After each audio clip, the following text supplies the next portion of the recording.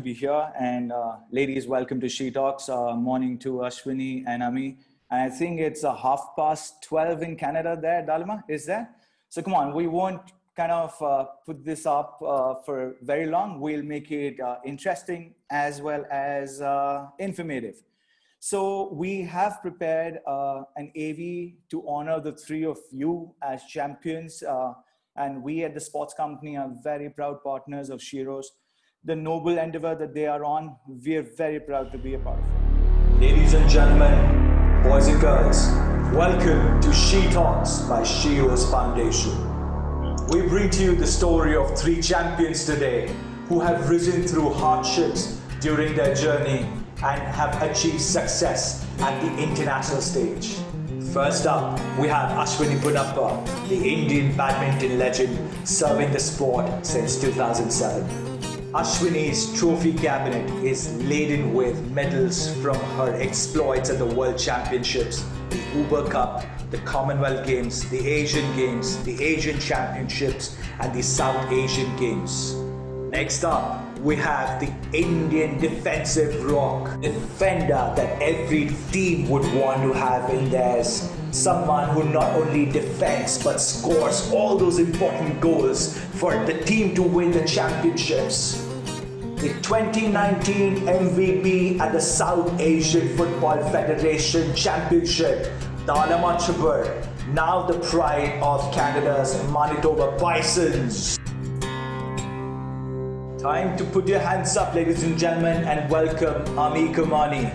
She is a national champion in snooker, a national champion in billiards, and the National 6 Red Snooker Champion. A record of winning all three national championships in one single calendar year. She is also the first Indian female to win the Asian Snooker Championship 2018. We welcome all these three champions to Shee-Talk. Thank you for being the champions you are. Thank you for inspiring us every single second. These questions that are going to come by are going to be common for you three. So please feel free to answer as per your will. So let's start with that one experience in your sports journey that's led to this moment of you being champions. A moment which kind of inspired you, changed you for the better. Can you recollect something like that? Ashwini, what about you? Hi, Varun. For me, I think over the years, of course, it's changed a lot with various performances. Of course, the Commonwealth Games, the World Championships. But if I were to choose like one performance that definitely changed things for me, it would probably be my first national title. Because that was the one that made me realize that badminton was something. Then I was playing, I did have little goals, but then once you win the national championship, then you realize that you're going to be representing the country, and then you have this opportunity to have the national flag on your t-shirt and go and do really well. So I think for me, the changing moment, defining moment would be my first national championship. First is always special, right? It is always special. It is. All right. Dalima, how about you?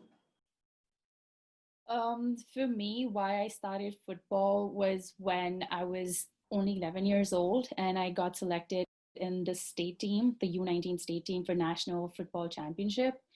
And that was the time when I actually realized, like being an 11-year-old, I was able to play with the U19s, and I actually saw what a football tournament, like a women's football tournament, looked like. So that for me was like, this was something that I could do. And after that, when I made it to the U14 national team and I went for like the AFC Girls Football Cup to Sri Lanka, that was the first time I actually wore the national jersey. And standing on the field, I actually sang the national anthem for the first time before starting a match. And it was a totally different feeling. And I went on to become the second highest scorer. And I guess from there, I realized like, this is something that I could actually do. And that I possessed the talent, that I could take it forward and I could make it to the senior national team and take the national team forward from there as well. I understand where you're coming from. The national jersey means the world to all of us who've worn them, who have aspired to wear them. I understand. But before we go on to Amee, how about that nonchalance after that ball going in, as we saw in the AV? You knew that it was going in, right? Because I really wanted to ask that on seeing that video clip. You took the shot and you took your face out to kind of go celebrate because you knew it was going in, right? Yeah, because once it's like for a footballer, when you're taking a free kick, it's like the moment the ball leaves your foot, you know that it's going to go in or it's going to go out. And the moment the ball left my foot, it felt like such a perfect shot that I knew it's going to go in. And the next thing that I remember was I just, like, everybody running towards me, and I turned and I ran towards the bench because that was like the defining moment for the game. And then, yeah, like the moment the ball left my foot, I knew, like, it was such a perfect connection to the ball that I knew it's going to go in, and it went in. And that's where, like, you know, then we got the championship. So yeah, it was like a memorable moment. Shows in the AV, love that.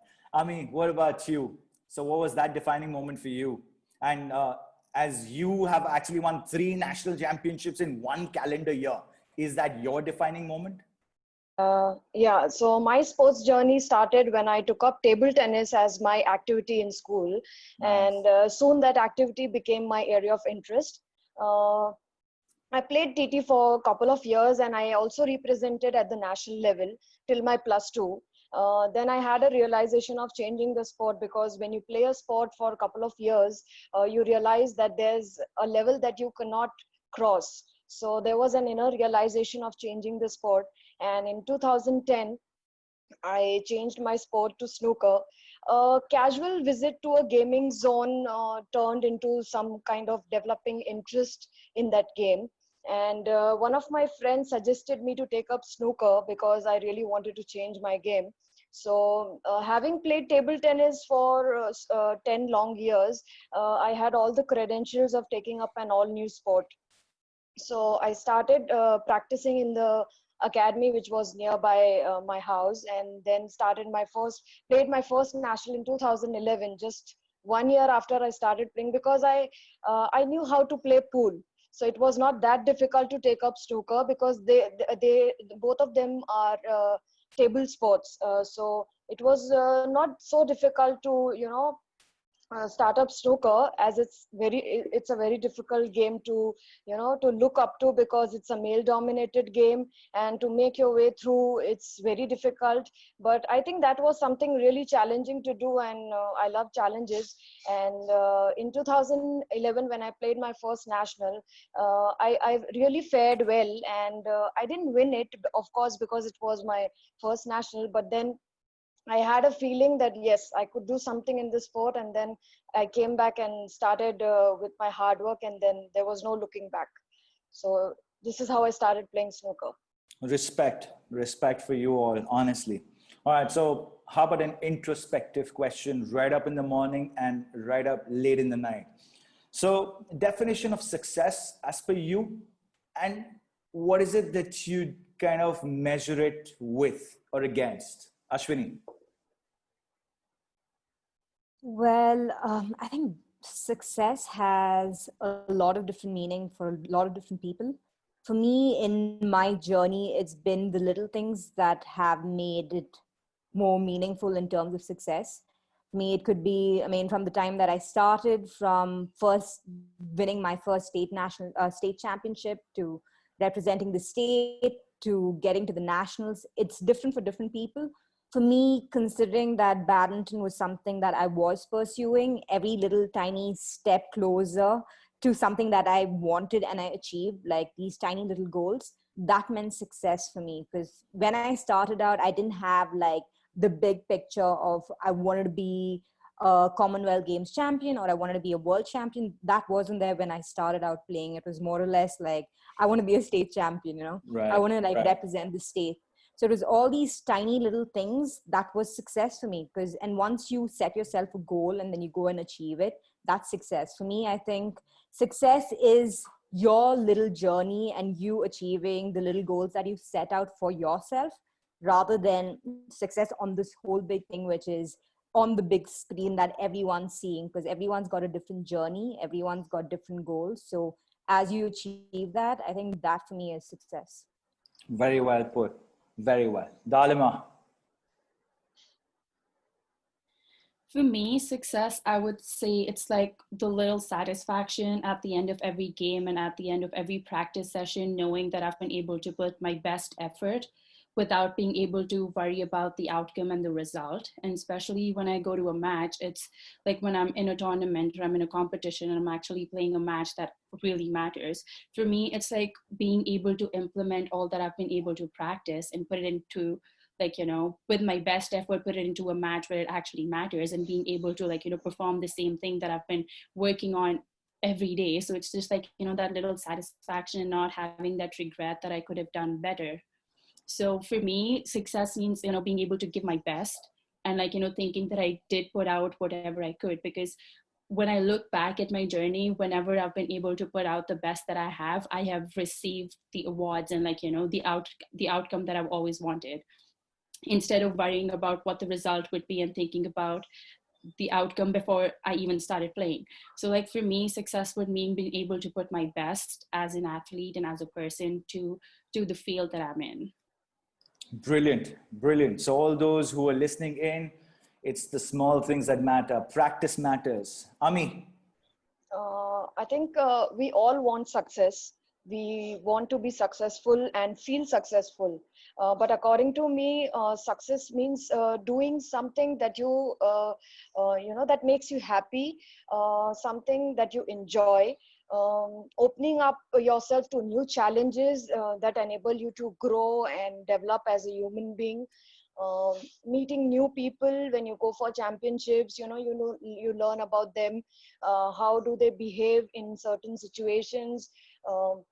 Knowing yourself when you are playing a match, of course every time it cannot be a win-win situation. So whenever you lose the match, you should know how to control your emotions and get back to practice again. What were the loopholes when you were playing a match, and why you couldn't perform.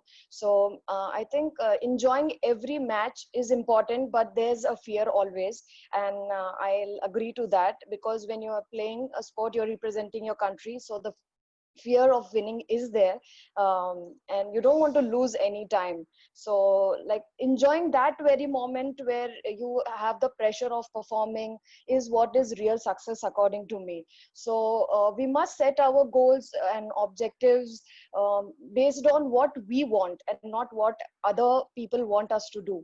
So I think success according to me means this. So I'm actually not surprised with your champion mindset. All of you think alike. And what Amee just said, I'm sure all of you would have seen The Last Dance on Netflix. Jordan also kind of, curbed his emotions and got back onto the court. The very next day, he lost a major championship. And that's what Amee kind of spoke about. So my next question right now is that how important is emotion? And how do you kind of control it? Does it come with experience, or you got to have a great mentor or a coach who from a very early stage kind of guides you how to control it? Because emotions can either make you or break you. That's what I feel, right? So what is it according to you girls? Ashwini, how about you going first? I think emotions play a massive role in performance and how you play on court. And I think sometimes it is like, as you spoke about The Last Dance, Jordan had a mentality wherein he could take negatives and turn it into positives. Like every single negative was turned into a positive. But I mean, there are times when not everyone is the same. Not everyone takes negativity and they don't have it in them to turn it into positivity. True. But at the same time, I think that's where coaches play a huge and massive role, and having a good group of people or your team is really important. Because if you're someone who isn't tuned the way Michael Jordan is, then I mean, having a good team really matters. And I think that's important from the moment you start playing, because having your coaches instill belief in you. Of course, all of us do want to do really well. All of us are striving for the best that we can give from ourselves. Absolutely. But having that good support system is extremely important. And I've seen that quite often when that isn't there. I mean, it's sometimes you can't break players and you can't break sportsmen, and I think the most important thing is understanding that positive words go a long way in shaping players and young players, especially to make them good stars.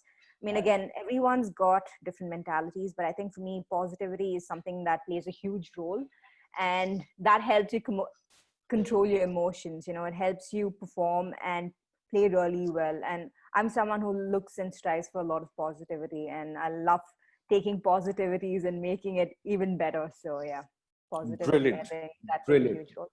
Brilliant. Dalima, what's your take on this?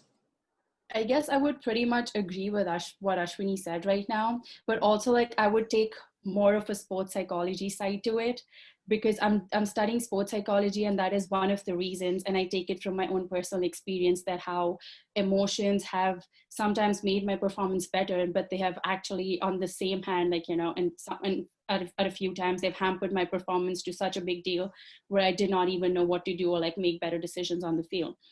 But like what I feel and like what I've seen in my experience, that everybody has a pretty different way of coping up with emotions and how they deal with it. Like Michael Jordan used to take negatives into positives, but like me, when I look back, when negatives used to come, it used to have a really big blow on me, and I had to work my way through it. But I feel it usually, like, you know, like Ashwini said, support system, it plays a big role. And it also depends on, like, you know, what kind of environment and atmosphere you are in. Because having people who are looking, like, I would take like a small example, like for a player, like a footballer, having a nutritionist, having a strength and conditioning coach, having a physiotherapist, having an assistant coach, having a head coach, like having people who are working around you, you know, like you're pretty relaxed knowing that your basic needs are being catered for, and all I need to think about is the game.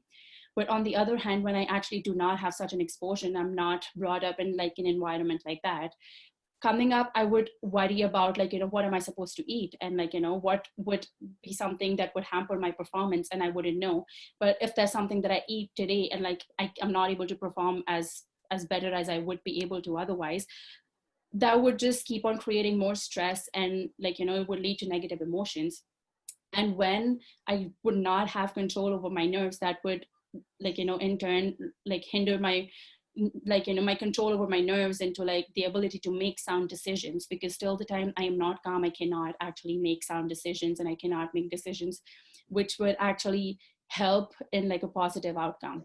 So like for me, I would take that, like that side of like like the sports psychology field, and that is why pretty much I'm enrolled in, like, I'm doing my master's in sports psychology itself, because emotions play a massive role. We have seen like teams who have no experience, who are not as, like, you know, as skilled technically and tactically, they go on to beat teams who are so like who are filled with stars. And it all just comes down to mentality and, like, you know, just having the nerves to make sound decisions on the field or like in the court whenever you're playing against an opponent. So I guess for everyone it's a different thing, and like for me it's like I take very different side to it as well. I read and I just like to calm myself before the game, and like, yeah, like for everyone it's totally different. I agree. So that's a good sports psychologist in the making. So keep that up. Amee, what's your take? I think emotions play a very important role in everyone's life, not only just sports person. In every field, emotions are very important. As you know, how do you treat them in your life is what matters the most. And as far as snooker and billiards is concerned, it's purely a mind game. More, it's not more of a physical sport. It's a mind game, and to condition your mind before every match or before every tournament when you go for practice is very important. So I think keeping myself positive is what is very important, because if the things going on in my mind are negative, or the thoughts that I don't want in my mind, it will hamper my practice. It will definitely hamper my performance at the national or international level. So keeping your mind cool, calm and composed is what I feel. And you know, the biggest thrill in an athlete, you know, is to finish the podium, see the tricolor going up, and you know, listening to the national anthem. And that feeling itself gives you some kind of stress and nervousness, because you want to feel that feeling, and every sports person want to feel that one day in his life. So we all play for that day, and feeling nervous is you know, before a match is very natural, but to overcome it is what is really important. And playing for the country, you feel a bit nervous before every tense, before a match, when you know that the opponent is really, he has a upper hand on you. And then, then mind plays an important role, because you are playing your game and the other person game is at the same level, but what matters is how well conditioned your mind is, how the thought process is going on in your mind. So that really affects your performance at any level. So controlling the emotions as and when required is what I feel about this. So two things. Firstly, the feeling of the tricolor going up and you guys being on the podium, may you have all of that every time you step out. So God bless. And I'm basing most of my questions now on what Amee is saying. So it's very interesting. So now the next question to Ashwini is that you guys have had so much international exposure. God's been so kind. Do you still have butterflies in your stomach when you approach a match or a tournament? Always. I don't think it'll ever go. It never goes, because every time you enter the court for a match, it's a new match, it's a new day, and it's a new opportunity. So Right. the feeling would never ever go unless and until you're totally burnt and you don't want to be on court anymore. I don't think it'll ever go. And that's something that's the best part of being in sports and being a sports person, because you have these new opportunities, you have downfalls, but at the same time, you have opportunities that are there for you to like pick yourself back on top and get going. So for me, I would say, like, I don't think the butterflies ever go, and that's the best part. And I think that is something that helps you. These are like fun, nervous, excited jitters, I would say, Right. when you're getting onto court. So that is something that definitely helps you to perform well and also get you excited, just the right amount, not excessively, not too less, but just the right amount to like help you give your best on court. The exhilaration drives us. Is that so?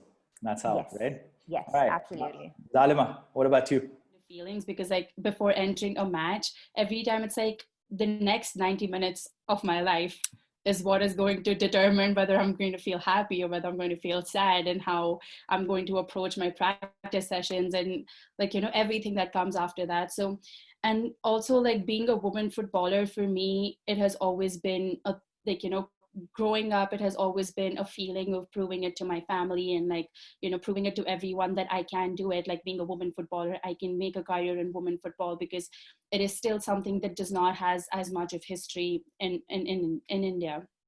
So I guess that is one feeling that is never going to go away from me, because it's like walking into a clean, like, it's like a clean canvas that I have to paint. And it's like, I want to make it the best piece possible every time I'm like, I'm trying to like paint something, and like I'm trying to do something.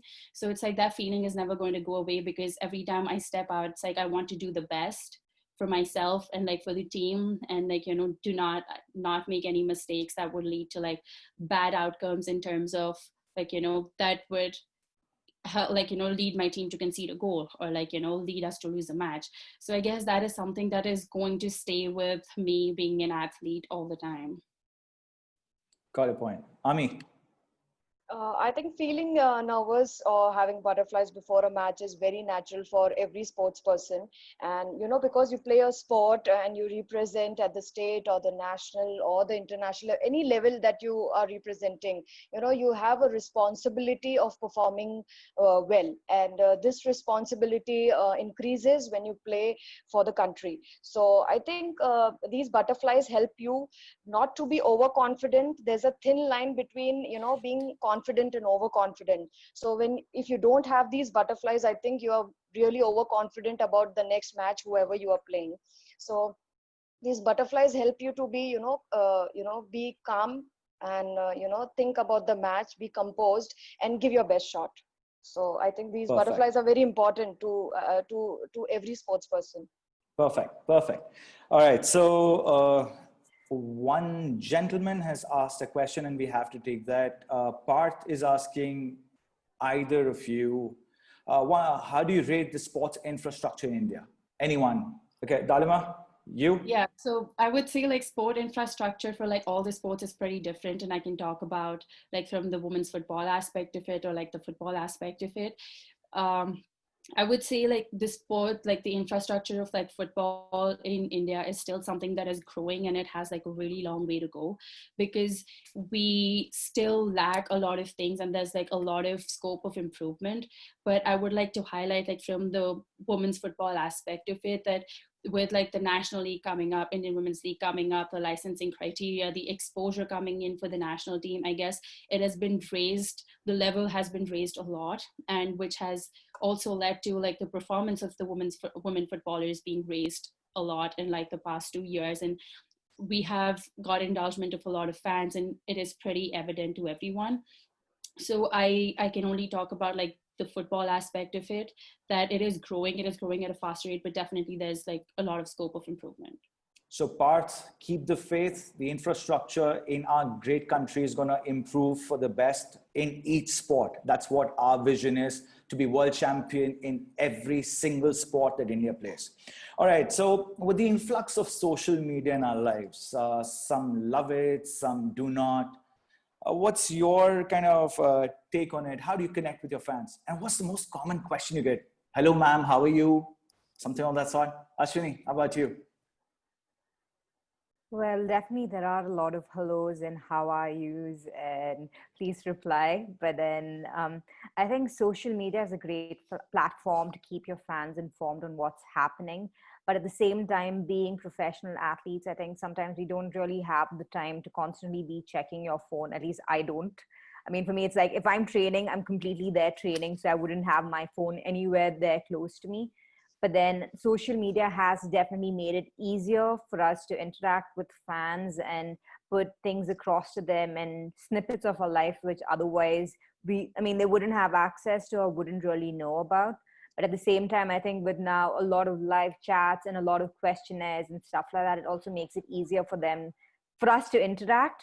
Though personally, I'm someone who shies away from it quite a bit, and I'm still kind of venturing into it and trying to be open to it now. But then by and large, I think for a lot of people, if you know how to deal with social media pressures and how social media works, it's a lot of fun. But then if you're someone like me who's slowly trying to get in and get a little bit more interactive, it's new and it's exciting. But at the same time, there's always this guard that's there. It's because everyone kind of thinks that they know everything that's happening in your life when they don't. And sometimes, especially when they wish the best for you and they look out for good performances, and sometimes for whatever reason it doesn't happen, they can be a bit hard on you. And as athletes, of course, you have to take it with a pinch of salt and just move on. But then it does get you, because you're like, I know even I'm upset about the result. Even I wanted to do really well. It's not like we go out to play to lose, And there are times when that doesn't happen, but that's why you train. You're constantly training and you're constantly working towards improving your results. So yeah, for me, it's right now, it's like I'm still getting in terms with being better. I think I would say I'm a lot better than I was before in terms of social media interactions. But yeah, it's a great platform. All right. Dalima, what about you? For me, social media has been great in terms of being able to reach out to the masses, in terms of what women's football is, and introducing like women's football to everyone and making them aware of like what's happening and like what kind of pathways that can like women footballers can take growing up. And like, even if they want to pursue their education with playing as like, side by side playing football, they can do that as well. So I guess social media for me has been like a great platform to be able to express myself and be able to reach out to people in terms of letting them know what I stand for and what the sport that I play. And like, like being a woman footballer, I've been able to achieve so much, which growing up, I was told that I couldn't do it. So I guess like beginning, like when I started with it, I wasn't really big into social media, and like Instagram was one app that my sister forced me to download, and then I had to download it. And then I like past like last year, there was like one person so like from my marketing team, and then I got a lecture from her explaining like how I need to be on my phone, I need to live on my phone. And I'm not a person who likes to do that a lot, because I'm training in the morning, I'm training in the evenings, and I like to rest in the afternoon. But like the little time that I have, I don't want to be on my phone just like constantly living on it. So yeah, I got a lecture on like how I need to be living on my phone so that I have more engagement and I can like create awareness. But yeah, it's definitely like, you know, everything has its pros and cons. It has been pretty advantageous for me, and it has been pretty like good for me to reach out to people and be able to show what I am, and like, you know, what the sport that I play and how I can do better every day. But like, for me, I am not a big person who I would like post, like I would have one post in 3 days or like one post in a week, which is really bad according to like what I'm supposed to be doing otherwise.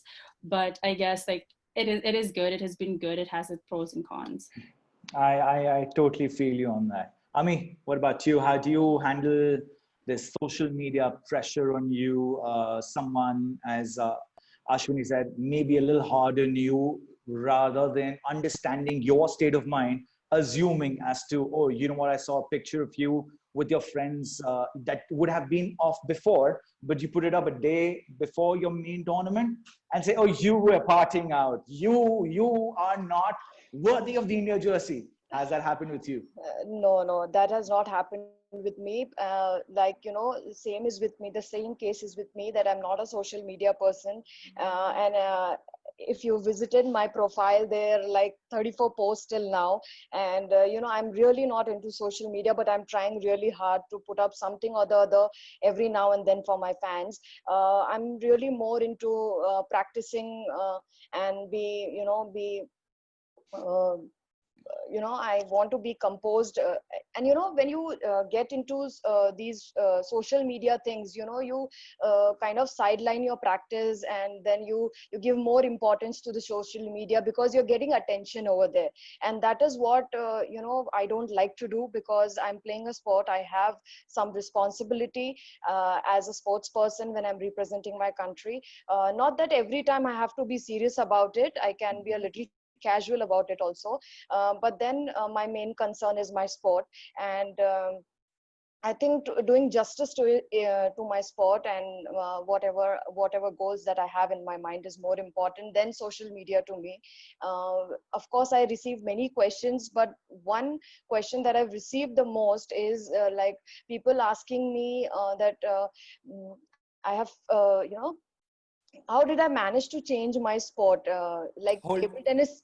no, hold on to that thought, because that's one of my questions. So please do not divulge any more information on that front. I'm sorry, but that's actually a very important question for all of us at this end to ask you. I apologize for the interruption. All right, so I know Ashwini is actually a little pressed for time, so I'm going to take the fun bit here with Ashwini first, with the permission of Dalima and Ami. I want to start with this. What's that, Ashwini? Well, that is Jazz.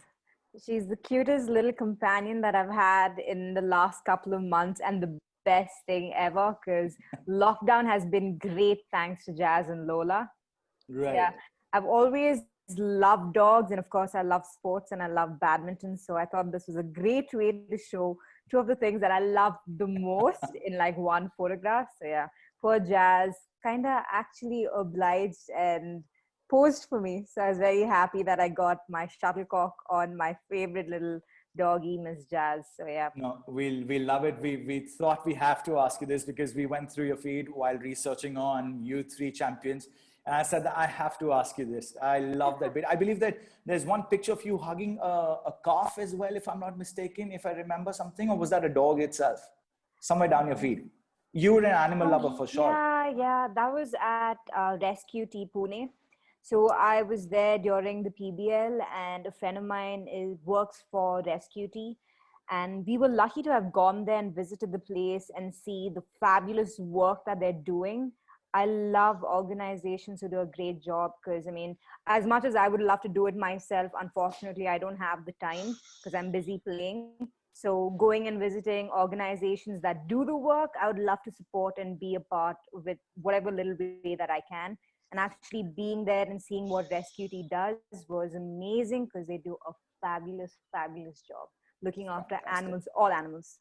Fantastic, fantastic. God bless you for doing that. And God bless all these institutions who are actually putting in the work to rescue the most important beings on our planet, who cannot speak for themselves. So respect. Absolutely. Okay, so Ashwini, next question. So you've carried the hopes of Indian badminton since 2007. How's been that journey? The highs, the lows? How do you motivate yourself over such a long period of time? What's keeping you going? Well, I mean, of course, it's really nice and it's all hunky dory when things are going well, and then it's like, oh wow, I can do it. But when the lows are there, that's when your family and your friends and your coaches and everyone around you really matter, because they're the ones who kind of keep you going, especially when you're down. Because I've had moments when I've been pretty low, and it's been my family and friends who've helped me to get through that phase. But then I think the thing that's kept me going the most is the goals that I've set for myself. As much as I've achieved a few of them, I still feel like I have a lot of badminton left in me, and I feel like I have a lot to achieve. And that's what keeps me going. And I feel like it doesn't matter how old you are, you can always learn, you can always grow, and you can always get better. And I love that. I love the fact that as we get older, we also get smarter and we also get wiser. So all you have to do is just look after your body and keep that fire in you alive. And I'm happy that that's there. I'm happy that I have this fire and need to go after what I want. And that's what's keeping me going. And that's what makes me get up every single day and go for practice, because I love the game. Despite having played for so long, I love the game. And I love the fact that I have so much left to achieve. And I love that I'm still growing and learning and getting better. So that means that it's getting me closer to my goals and towards what I want to achieve. So yeah, that's what's been keeping me going. It's this growth and this learning process and this endeavor to like go and achieve my goals. Touch wood. Keep on going, man. Keep on going. All right. So who's Yeah. been your toughest opponent till date? And what's been your learning from him or her? One of my toughest opponents, I think it's changed. I mean, it's changed over the years. And Okay. currently, I would say badminton has evolved a lot from when I initially started, especially on the international circuit in women's doubles. In the Right. last 4 years, the changes have been massive, because initially when I started off and you were playing a Japanese pair, they would always be defensive. And now the Japanese pairs are fairly good at their offense as well. So I would probably say the Japanese pairs are the tough ones right now, because they have an all-round game. They're really strong on their defense, extremely strong on their offense. So it's amazing to see how the game's changed. And there was a point where I would have said, of course, it was the Chinese, but right now I would say it's the Japanese who are really strong and tough. But it doesn't matter. They all have to fare the Indians. That's how it goes. That's it. Yes. All right. So last question for you, Ashwini. I just want to know, would you know this lady? One second. I'm digging out that picture. Do you know? Oh, yes. Oh So, my God. That was what- such a brilliant experience. What's the story here? By the way, for all of you watching, it's the same person on your screen right now. There. So it's the same person. So what's the story here? Oh, well, that was this great opportunity and a great video that Srikanth and I did with Red Bull, which was so much fun, so much excitement, and it was such a new experience for us. I think it took us about 4-5 hours to get that onto us, like get the mask on and get ready for our act. So it was a lot of fun. It was a new experience. It was great to be a part of it. And it was hilarious because no matter what we did, our expression was just the same. At least mine was better. You could see that I was smiling. But whereas for Srikanth, even if he smiled, he looked like he was really angry. So it was a great experience to like go and play with the kids and just have a great time because they didn't know it was us. And yeah, it was a good surprise and a great video. Great. So, ladies and gentlemen, I believe Ashwini has another engagement at 11 and she would actually be moving on to that engagement. But Ashwini, before you go, what's your message for the girl athlete? What do you have to say to them? I think one of the most important things is to believe in yourself. Of course, I think everyone says that, believe in yourself, believe in yourself. And I think the most important thing is to look at something called the golden nugget. The golden nugget would be like the positives in your life and start collecting those, because that also builds you up as a person, as a sports person. It gets you stronger and also improve your belief in yourself. Because quite often you have, I mean, not quite often, sometimes you have people who can put you down, who can get you down, or people don't believe in you. And that's when I think it's really important for you to look out for these things that make you believe in yourself even more. And again, constantly keep growing, because I think there's no end to growing and there's no end to learning. And with social media, with the internet, with everything that's available for us, there is like so much of scope for improvement just by being, even if you're on your own and you don't have the infrastructure, you don't have the support system, you can still get all that by just looking things up online, because things have changed a lot. So I think the one message would be like constantly keep growing, keep that mind open to growing and getting better, and believe in yourself. Thank you, Ashwini. You're a great champion. It's been an honor to have this chat with you, and keep on growing, keep on winning for India. God bless. Thank you. Thank you, Varun. Thank you for having me, and see you, Dalima Cheers. and Amee. All the best. Bye. Thank you. Bye. All right, Dalima, we go on to you now. So who's your biggest inspiration, your idol, and what's been your learning from him or her? And if you have had many, let's put them into one package and roll out the answer. I guess my biggest inspiration would always be my father, because he was a sports person himself. And I have seen him struggle, and I've seen him pick up himself through the worst situation and the struggles that he was faced with, the obstacles he had to go through. But I always saw that positive desire in him to, like, you know, to still keep on putting out the best that he could and still keep on working hard. And I guess that has been my biggest inspiration, and it still is, because even when I'm back at home in Delhi and I'm training, he is still training with me, and he's trying to, like, you know, do the same training that I'm trying to do, but like at a lesser intensity. And it just like, it is so motivating to see him, like, you know, still work so hard.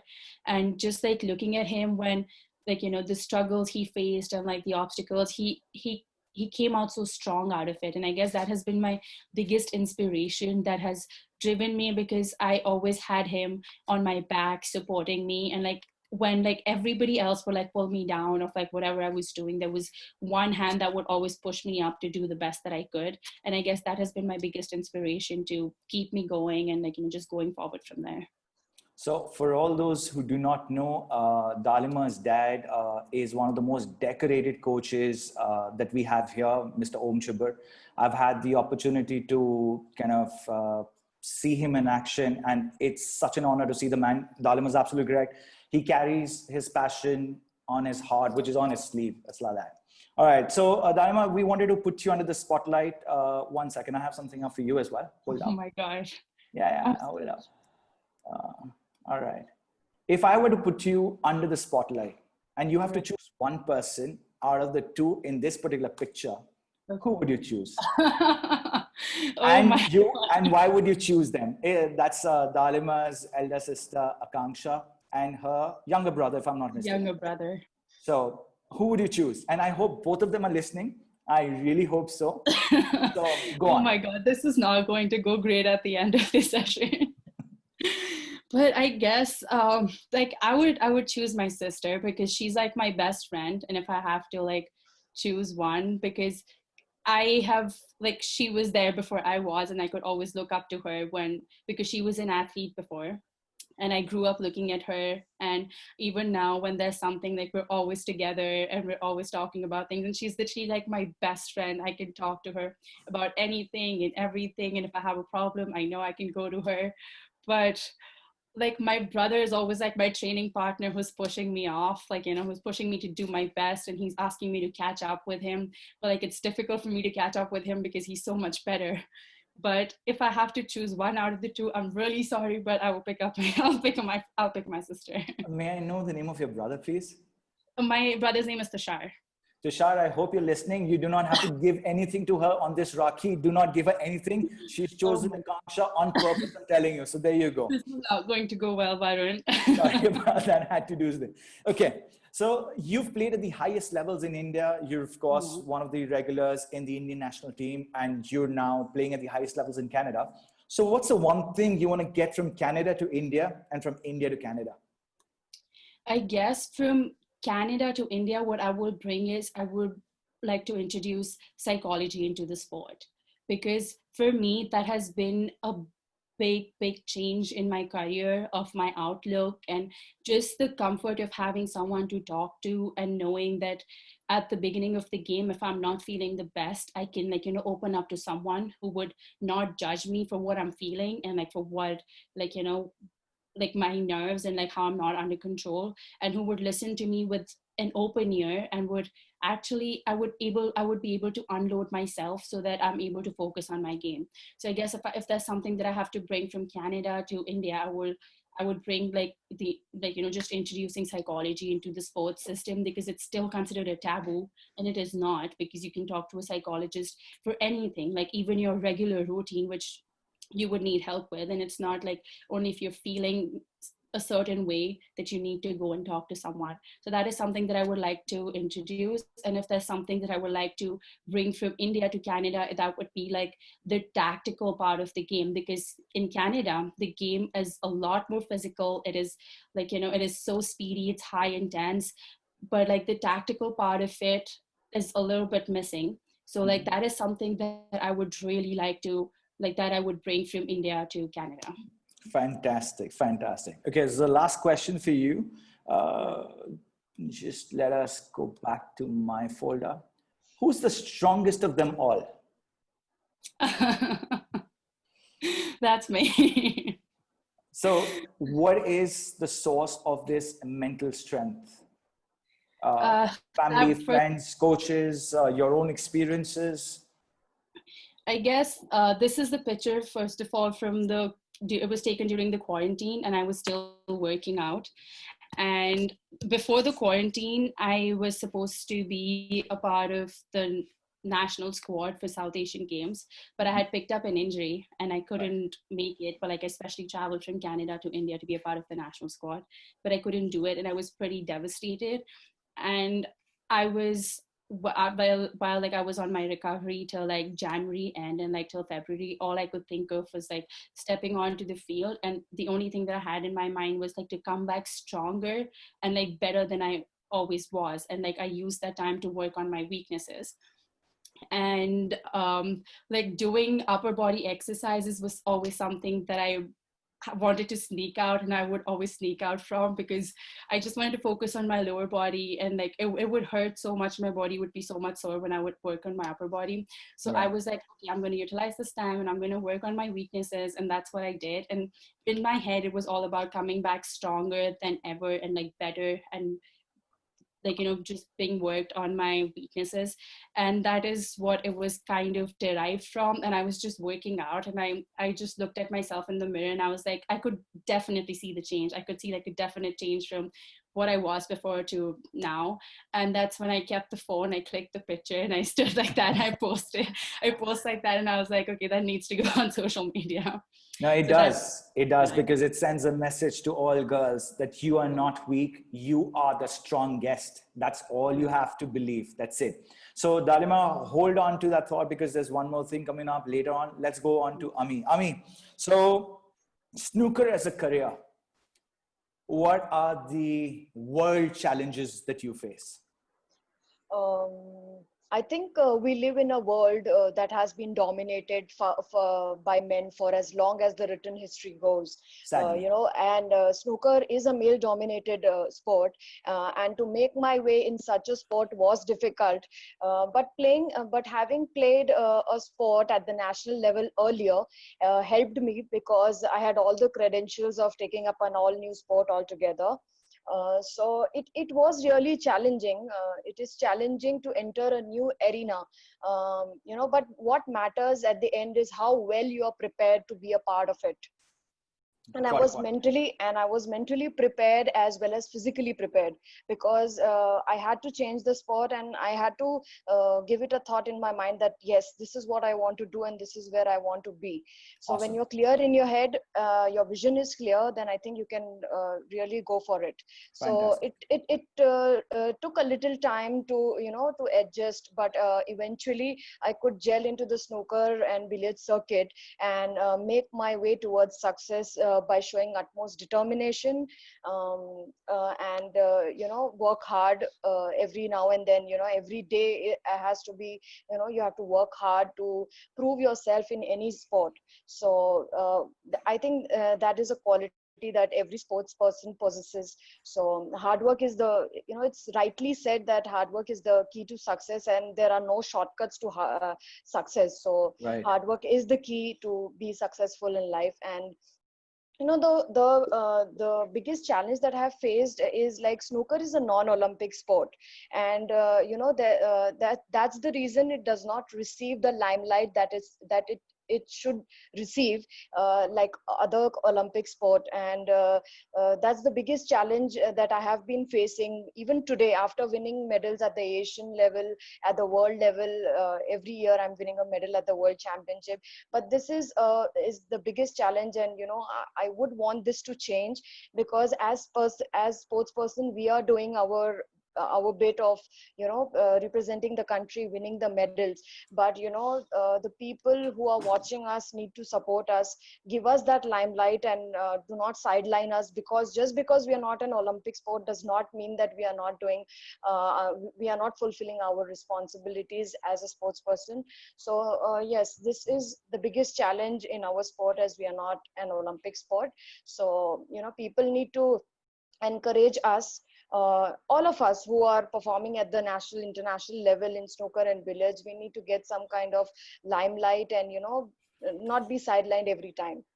So yes, this was the Amee, trust me, the challenge. winds of change are near. So do not worry. Everything is going to go in all our favor for people who play sports, people who are in the sports industry. Okay, so very quickly, I have something to show you and then ask you as well. What is the story here?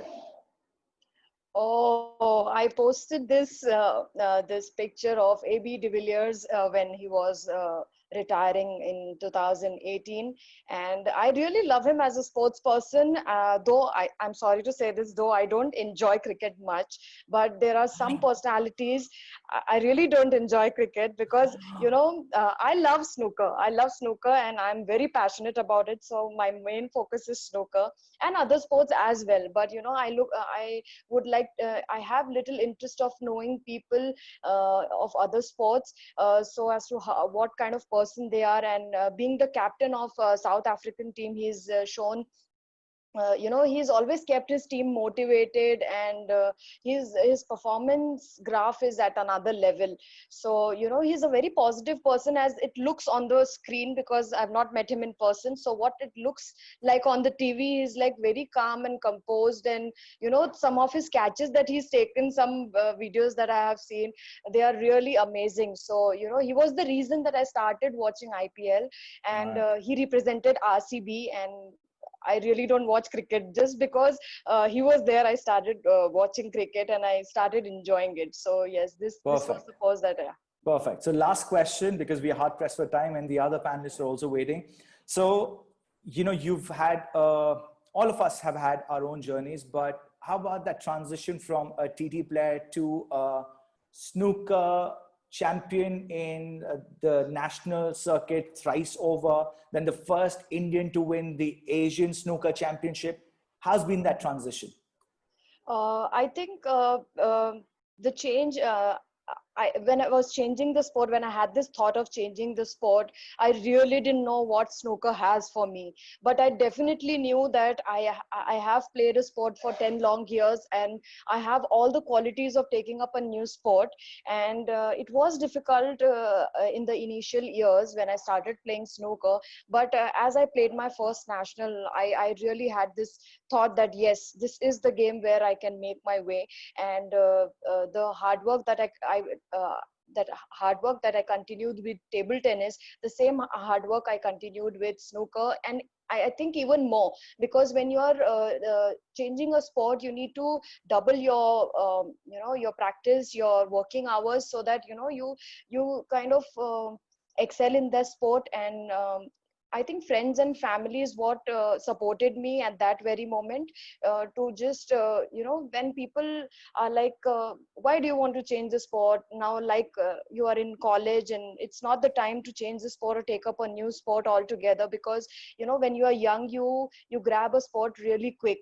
But I think my family supported me through it, and they really wanted that I should take up snooker, because they've always believed that a person, whatever he feels, if he does in life, he or she can excel.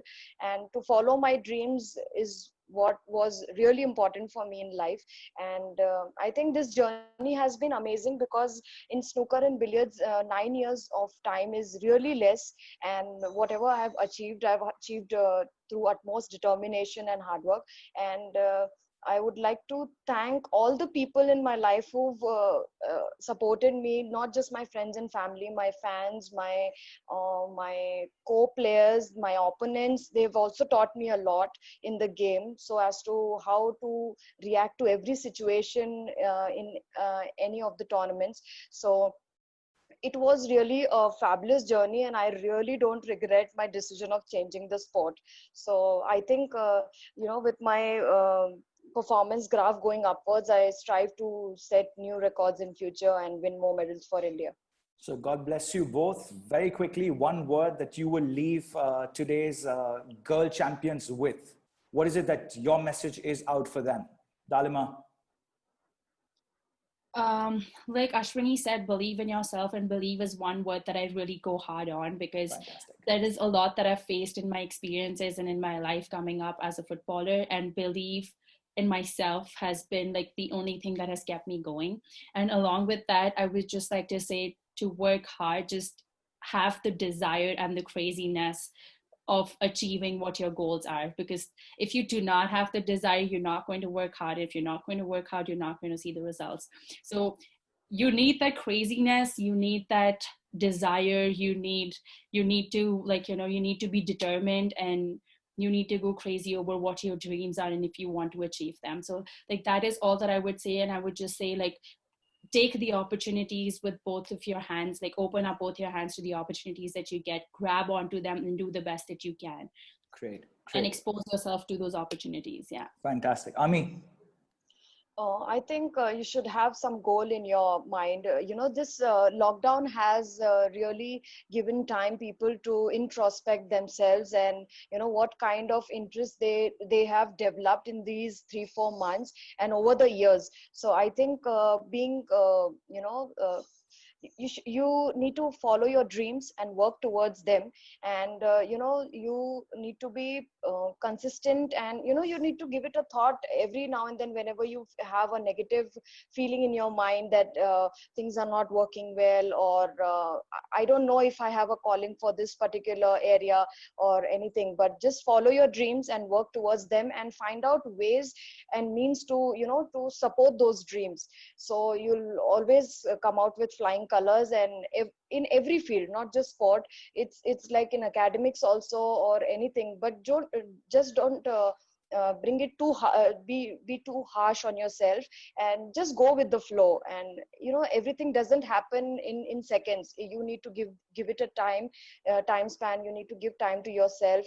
So I think you'll all the girls who are watching this, you need to set out goals for yourself and work towards them, and I think you all will be successful in life. Thank you, both of you. God bless. May you have all the power in the world. And thank you for joining us at Shee-Talks by Shee-Talks. Take care of yourself. Thank you.